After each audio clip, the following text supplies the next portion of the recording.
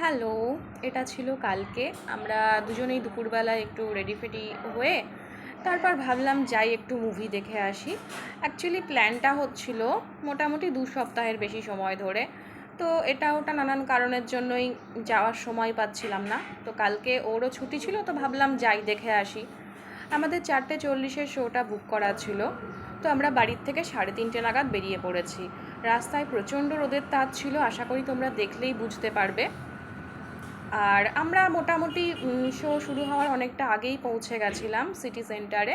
তো গিয়ে ভাবলাম একটু ঘোরাঘুরি করি, মুভিটা শুরু হতে এখনও দেরি আছে। তো আমরা কোন মুভিটা দেখতে গেছিলাম সেটাই তো তোমাদের এখনও বলিনি। আমরা দেখতে গেছিলাম ধুরন্ধর দ্য রিভেঞ্জ। তোমরা যারা দেখোনি তারা অবশ্যই দেখো, মুভিটা ভীষণ ভালো। 4 ঘন্টার মুভি, একটুও বোরিং হবে না। ভীষণ ভীষণ ভালো। তো একটু ঘোরাঘুরি করে নিয়ে মুভিটা দেখলাম। 9টার সময় মুভিটা শেষ হলো। তো তারপর বেরিয়ে আমরা একটু চা টা খেয়ে আবার বাড়ির উদ্দেশ্যে বেরিয়ে পড়লাম। রাস্তায় একটু জ্যাম থাকে, যাই হোক বাড়ি ঢুকতেও লেট হয়েছিল।